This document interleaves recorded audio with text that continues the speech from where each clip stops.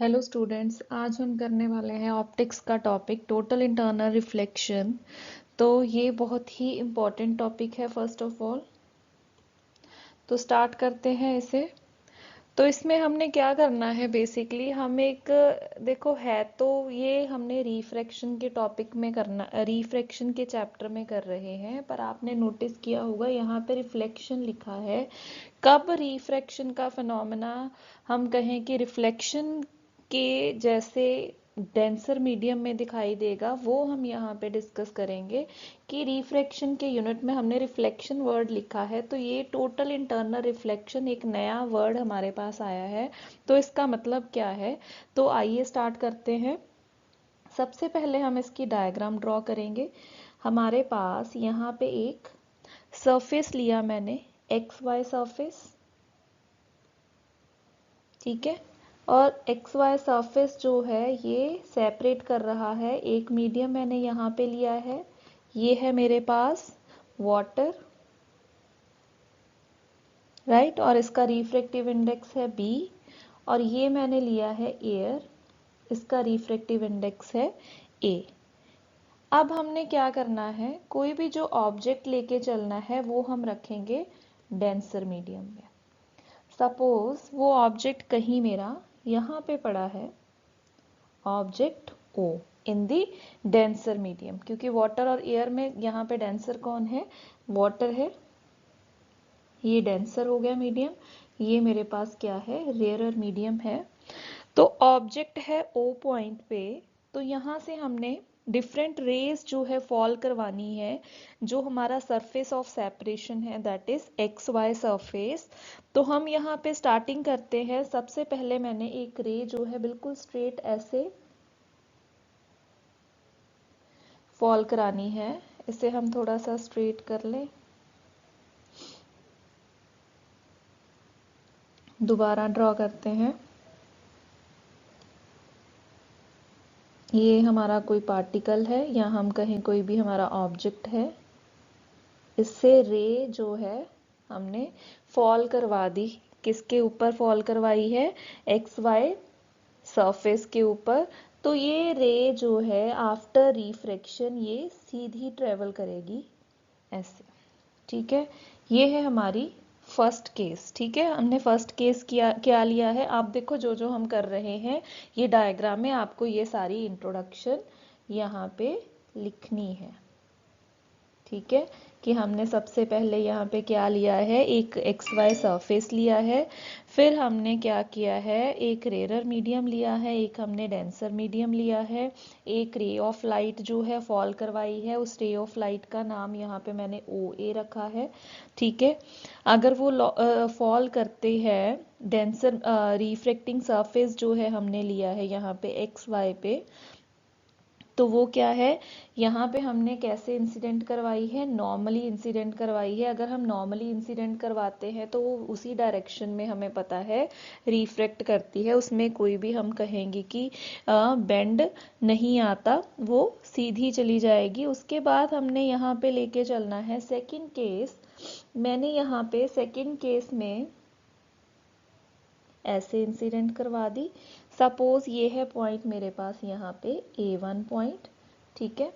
तो अब क्या होगा, यहाँ पे हमने एक नॉर्मल ड्रॉ करना है,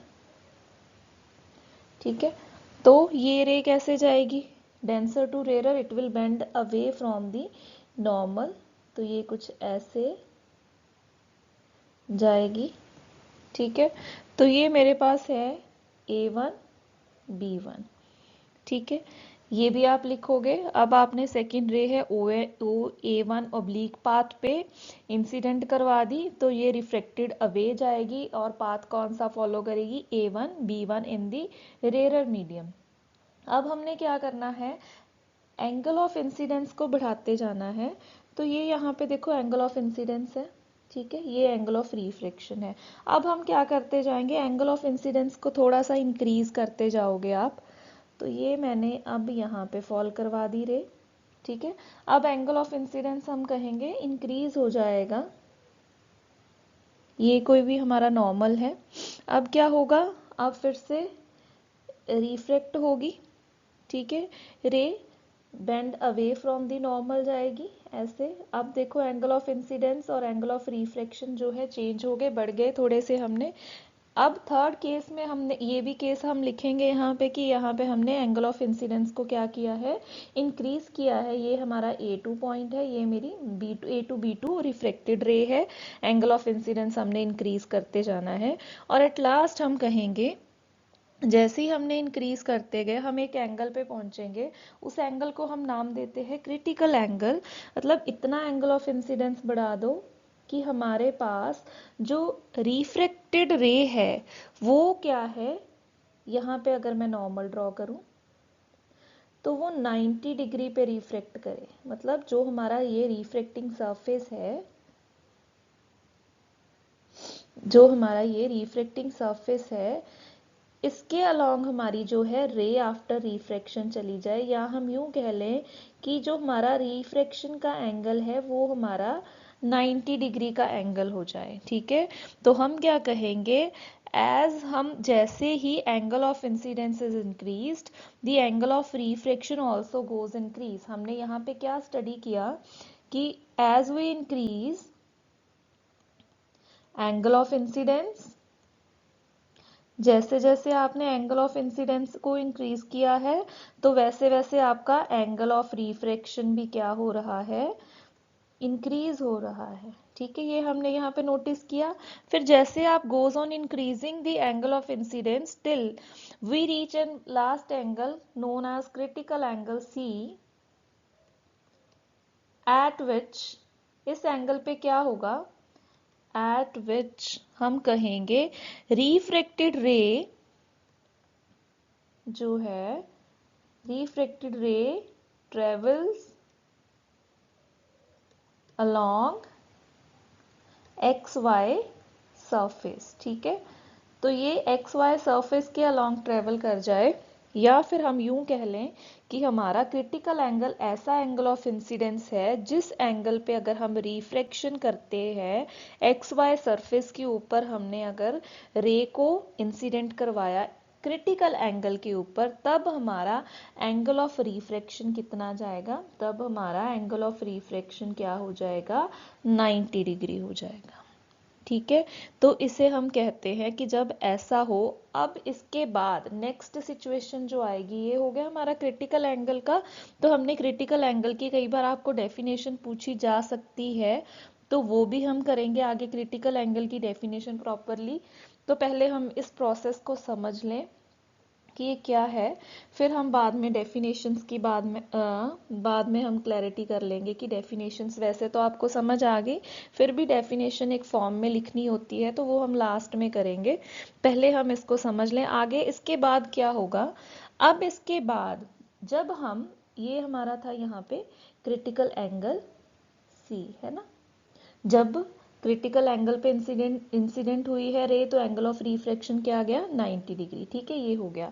अब इसके बाद जब आप इसके बाद आगे एंगल इंक्रीज करते हो, incidence angle is greater then angle of critical, जो क्रिटिकल एंगल से आगे अगर आप चले जाते हो, एंगल ऑफ इंसिडेंस को बढ़ा देते हो क्रिटिकल एंगल से, तो क्या होगा, तो जो हमारी रे है वो बैक डेंसर मीडियम में क्या कर जाएगी, हमारे पास रिफ्लेक्ट कर जाएगी। ठीक है, वहां पे लॉ ऑफ रिफ्लेक्शन फॉलो हो जाएगा कि whenever incidence angle is greater than, जब हमारा इंसिडेंस एंगल है is greater than critical angle, then जो ray of light follows law of reflection, it will reflect back in the denser medium. तो यहाँ पे क्या हो गया, अब रिफ्रैक्शन नहीं हुई है, ये रे जो है वापस उसी मीडियम में चली जाएगी, तो रिफ्लेक्शन यहाँ पे होनी शुरू हो जाएगी। ठीक है, तो ये मैं यहाँ पे रे का नाम लिख दूं, ये A3 B3 थी। अब ये मेरे पास जो यहाँ पे है, ये हमारे पास क्या है, A4 B4 है। तो इसे हम कहते हैं टोटल इंटरनल रिफ्लेक्शन। जब हमारा incidence angle is greater than critical angle, तो वहां पे क्या है, जो हमारी रे है, इंसिडेंट रे है, वो बैक उसी मीडियम में मुड़ जाएगी, उसी मीडियम में वापस चली जाएगी और रिफ्लेक्शन हो जाएगी, that is known as total internal reflection, right. अब हम अगर इसकी डेफिनेशंस करें तो एक तो स्टार्टिंग में आपको ये सारी इंट्रोडक्शन देनी है, जैसे जैसे आप डायग्राम बनाते जाओगे वैसे वैसे आपने लिखना भी है कि इस डायग्राम में मैंने क्या क्या चीज़ें की हैं। पहले ये वाली रे थी, ये कैसे इंसिडेंट हुई है, नॉर्मली से स्टार्ट करके फिर आपने क्या करना है, आपने एंगल ऑफ इंसिडेंस को बढ़ाते जाना है। कब तक बढ़ाना है, जब तक आपका क्रिटिकल एंगल ना आ जाए, जहाँ पे आपका एंगल ऑफ रिफ्रैक्शन क्या है 90 डिग्री हो गया।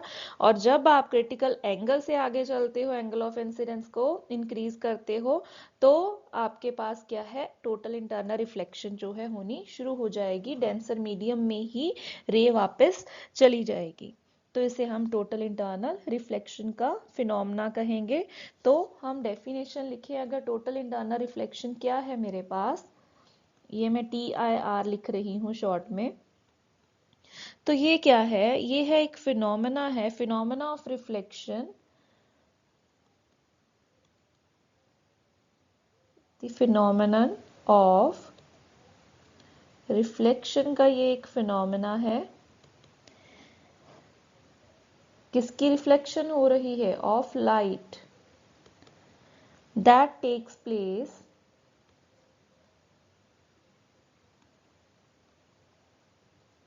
When a ray of light, यहाँ पे कंडीशन क्या है, डेंसर मीडियम में रे ऑफ लाइट को ट्रेवल करना है, तो हम लिखेंगे when a ray of light travelling in denser medium, तो ये हमारी कंडीशन रहेगी, travelling in a denser medium,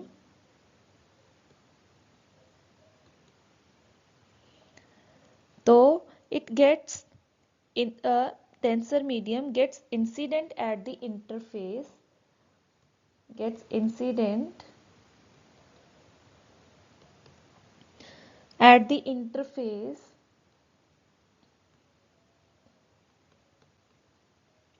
interface के क्या है, इंटरफेस हमारा XY है, इंटरफेस ऑफ टू मीडिया, दो मीडियम जो लिए हैं उनके जो है इंटरफेस के ऊपर डेंसर मीडियम में रे ऑफ लाइट जो है अगर इंसिडेंट करती है, तो हम क्या कहेंगे, किस एंगल पे इंसिडेंट करवानी है ये भी हम लिखेंगे, at an angle, at an किस एंगल पे होना था, at an angle greater than critical angle, at an angle greater than critical angle. तो हमारे पास जो फिनोमेना आएगा उसे हम क्या बोलते हैं, उसे हम टोटल इंटरनल रिफ्लेक्शन बोलते हैं। ठीक है, ये हो गया। अब मुझे यहाँ पे क्रिटिकल एंगल की भी डेफिनेशन बतानी चाहिए, क्योंकि हम यहाँ पे वर्ड यूज करते हैं। अगर आप पहले लिखना चाहते हो पहले लिख सकते हो, वैसे अगर आपको टोटल इंटरनल रिफ्लेक्शन की एक प्रॉपर बताना है तो पहले आप डेफिनेशन से स्टार्ट करते हो, फिर उसको एक्सप्लेन करते हो। ठीक है, अगर आपको पूछा जाता है डिफाइन टोटल इंटरनल रिफ्लेक्शन, उसका कोई एप्लीकेशन पूछा जाता है, तो आपको पहले डेफिनेशन से स्टार्ट करना है। स्टार्ट करोगे आप इस डेफिनेशन से, ठीक है। कॉन्सेप्ट अगर आपके माइंड में क्लियर है तो आप डेफिनेशन लिख सकते हो। मैं यहाँ पे बाद में इसलिए लिख रही हूँ क्योंकि पहले आपको कॉन्सेप्ट तो समझ में आए कि ये कॉन्सेप्ट हमारा है क्या। तो आपको पेपर में अटेम्प्ट करते टाइम पहले डेफिनेशन लिखनी है, फिर आप डायग्राम बनाते हो, फिर डायग्राम बना के आपने उसके साथ साथ, चाहे डायग्राम के साथ में लिखते जाओ चाहे उसके नीचे लिख दो कि ये मैंने चीज़ें डायग्राम में की हैं। इसके बाद आप क्रिटिकल एंगल की डेफिनेशन लिखोगे। तो क्रिटिकल एंगल भी आपको क्लियर मैंने कर दिया है कि क्या है, ये है तो एंगल ऑफ इंसिडेंस है, और जिस एंगल पे आपका क्या होगा, angle of refraction becomes 90 degree हो जाए, या refraction takes place along the जो है XY सरफेस के अलोंग, जो है रिफ्रैक्टिंग सरफेस जो हमने लिया है उसके अलोंग अगर हमारी रे चली जाए, उसको हम क्या बोलते हैं, क्रिटिकल एंगल बोलते हैं। तो ये भी हमें डेफिनेशन लिखनी है क्रिटिकल एंगल की। तो क्रिटिकल एंगल क्या है, the critical angle for a pair of media may be defined as the angle of, तो आप ये भी लिख सकते हो साथ में कि क्रिटिकल एंगल किसका है, of a pair of media may be defined as the angle of incidence, किस मीडियम में है ये भी आपको बताना है। आप तो बच्चे क्या करते हैं, आधी अधूरी डेफिनेशन लिखते हैं। एंगल ऑफ इंसिडेंस कहाँ पे, ये आपने लिखना है। Angle of incidence in the denser medium, किस मीडियम में हम बात कर रहे हैं पता है, पर आप कई बार क्या करते हो, डेफिनेशन कंप्लीट नहीं लिखते, तो आपने लिखनी है कंप्लीट, ठीक है। In the denser medium for which angle of refraction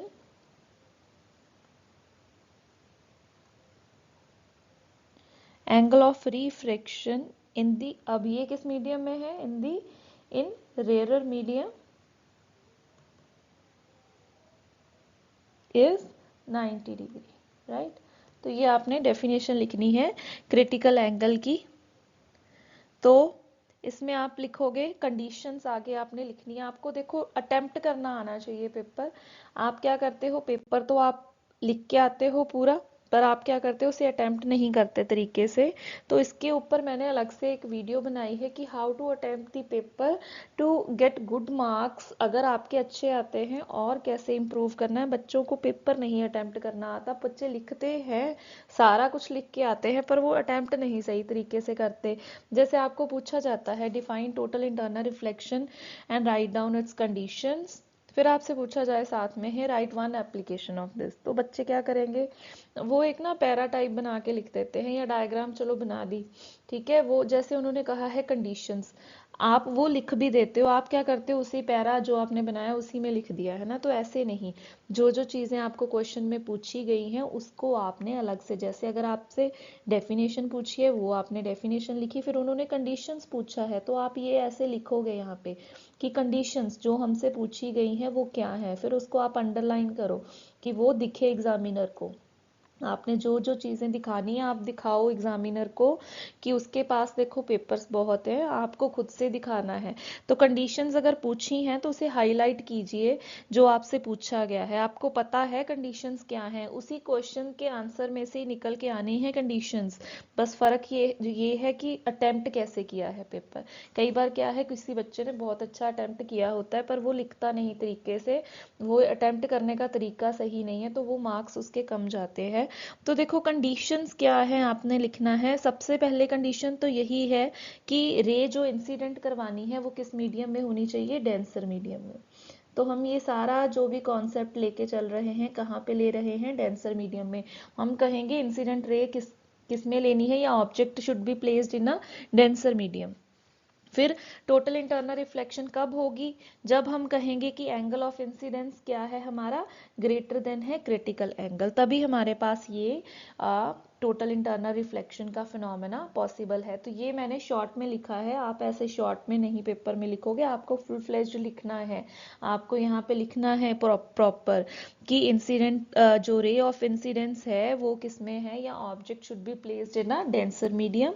second आप लिखोगे angle of incident should be greater than the critical angle for the given medium, ठीक है। तो ये आपको प्रॉपर तरीके से कंडीशंस लिखनी है। फिर उसके बाद आपको बतानी है रिलेशन बिटवीन, नेक्स्ट आप करोगे रिलेशन बिटवीन रिफ्रैक्टिव इंडेक्स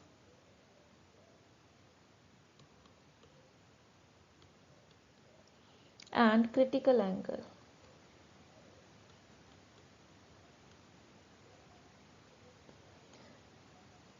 तो रिफ्रैक्टिव इंडेक्स म्यू और क्रिटिकल एंगल सी में क्या रिलेशन जाती है, तो हम कहेंगे रिफ्रैक्टिव इंडेक्स ऑफ मीडियम ए। अगर हम रिफ्रैक्टिव इंडेक्स आपने स्नेल्स लॉ में किया है आपको याद होगा, मैं यहाँ पे लिख रही हूँ कि अगर हमारा रिफ्रैक्टिव जो इंडेक्स है वो of rare medium A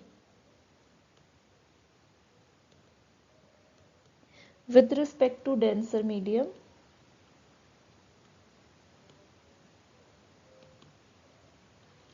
B, वो कैसे लिखते हो आप, A B, mu A B is equals to sine i by sine r according to Snell's law. ये हम लॉज ऑफ रिफ्रैक्शन में करते हैं। अब देखो यहाँ पे हम सब्स्टिट्यूट करें, इंसिडेंस एंगल हमने कितना लेके चलना है, क्रिटिकल एंगल सपोज, ठीक है। जब हम क्रिटिकल एंगल पे इंसिडेंट करवाते हैं तो एंगल ऑफ रिफ्रैक्शन हमें पता है कितना हो जाता है 90 डिग्री। ये सब्स्टिट्यूशंस हम यहाँ पे करें तो मेरे पास आ जाएगा साइन सी ओवर साइन 90 डिग्री। ठीक है, तो साइन 90 डिग्री क्या होता है, वो हमारे पास क्या चला जाता है, 1 चला जाएगा। तो हम यहाँ पे कर देंगे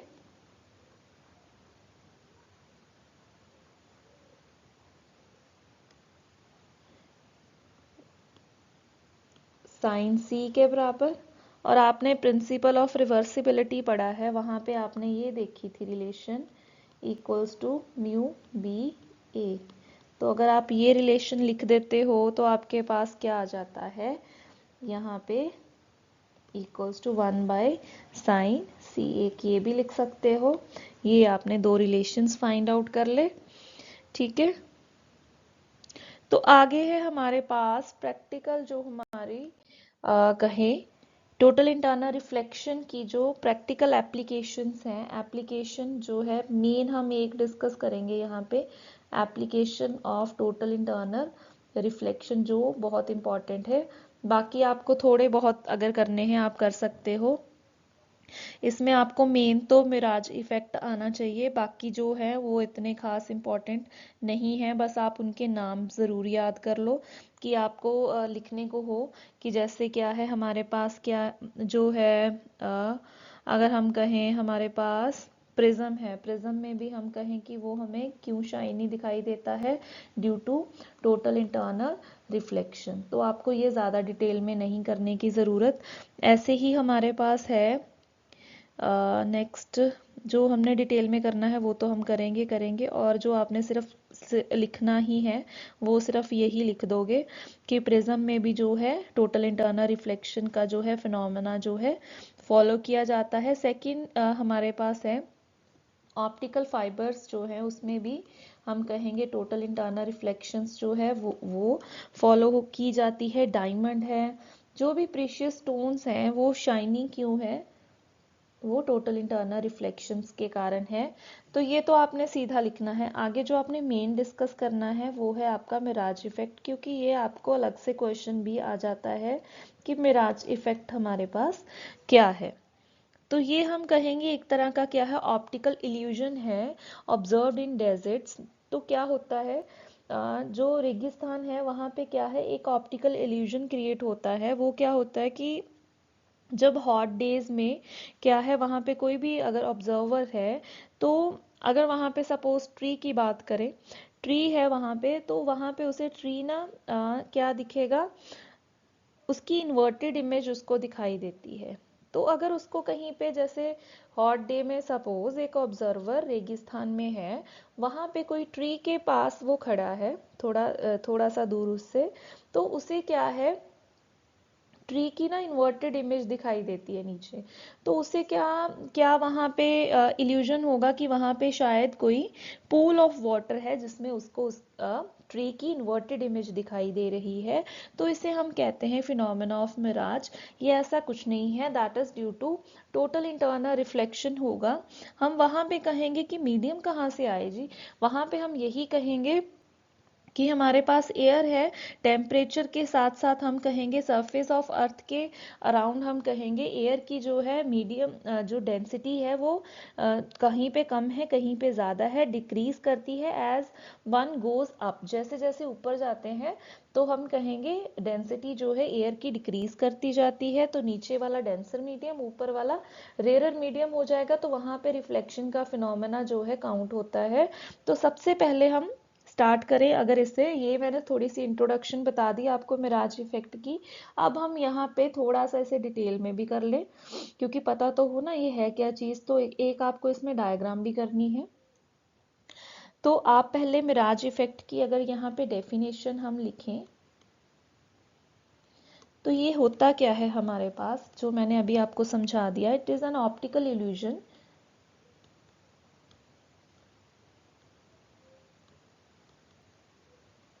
ये एक तरह की ऑप्टिकल इल्यूजन है। कहाँ पे ऑब्जर्व की जाती है, ऑब्जर्व्ड इन डेजर्ट्स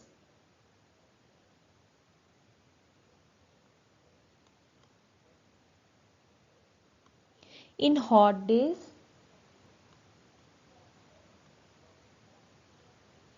ठीक है। तो यहाँ पे क्या होगा, object such as tree, the object,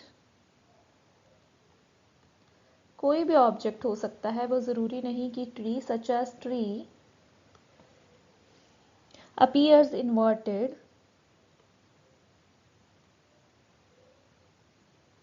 वो inverted दिखाई देगा, and the observer gets an impression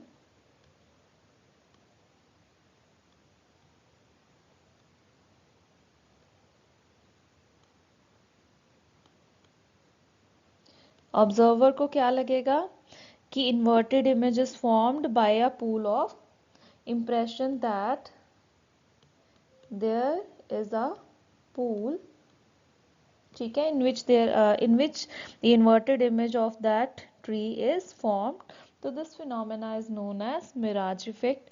तो आप यहाँ पे एक डायग्राम बना सकते हो, यहाँ पे कोई भी आप एक ट्री कंसिडर करो, चाहे चाहे आप यहाँ पे कोई भी ऑब्जेक्ट बना के चलो। तो ये आपने डिफरेंट लेयर्स ले ली हैं एयर की, ठीक है।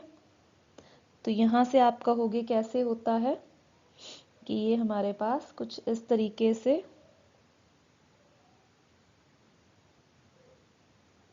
जाएगा, ऐसे हम कहेंगे यहाँ पे इंटरनल रिफ्लेक्शन का जो है, टोटल इंटरनल रिफ्लेक्शन का जो फिनोमेना बनता जाएगा। ये उल्टी हो गई, ठीक है। तो ये हमने टोटल इंटरनल रिफ्लेक्शन का जो है फिनोमेना देख लिया यहाँ पे, ठीक है। तो यहाँ से हम जो रे है हमारी ऐसे जाएगी, ठीक है। हमें लगेगा वहाँ पे इन्वर्टेड इमेज यहाँ पे बनी है, तो हमें ये लगता है कि ये इस ट्री की इन्वर्टेड इमेज यहाँ पे है, ये इन्वर्टेड इमेज है, ये है हमारा ऑब्जेक्ट।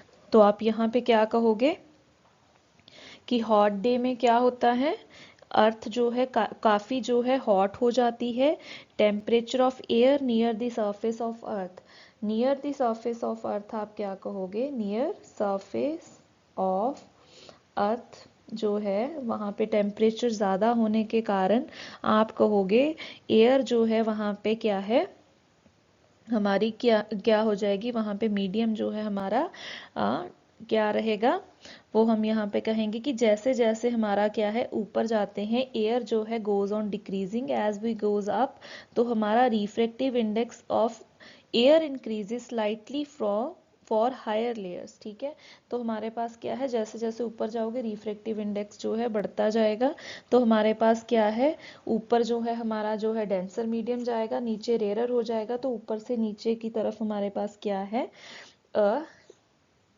जो है रे ट्रेवल करेगी, और हमारे पास क्या है, टोटल इंटरनल रिफ्लेक्शन का फिनोमेना जो आएगा। तो ये था हमारा टोटल इंटरनल रिफ्लेक्शन के रिगार्डिंग, और हमारा मिराज इफेक्ट था।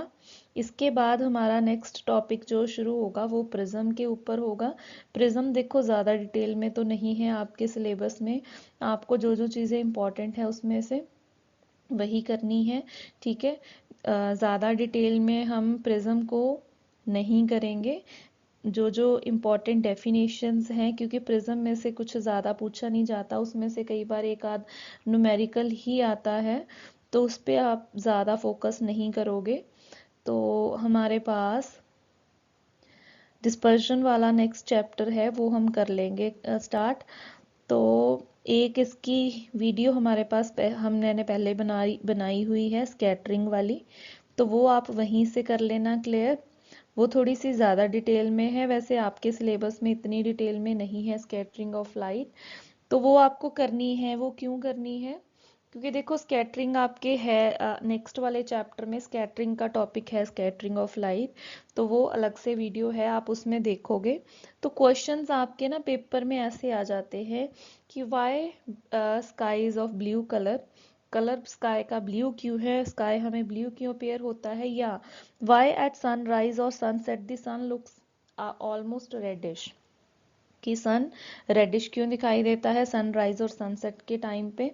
तो ऐसे क्वेश्चंस जो हैं पूछे जाते हैं पेपर में, तो वो उस वीडियो में फुल फ्लेश्ड कवर है विद मैं कहूँ अगर एग्जाम्पल्स वहाँ पे मैंने क्लियर किया है, स्कैटरिंग ऑफ लाइट की आप वीडियो वहाँ से कवर अप कर लो तो वो आपके सिलेबस में हो जाएगा। नेक्स्ट चैप्टर की मैं बता रही हूँ, नेक्स्ट चैप्टर में जो स्कैटरिंग ऑफ लाइट का टॉपिक है वो आप वहाँ से कवर करो।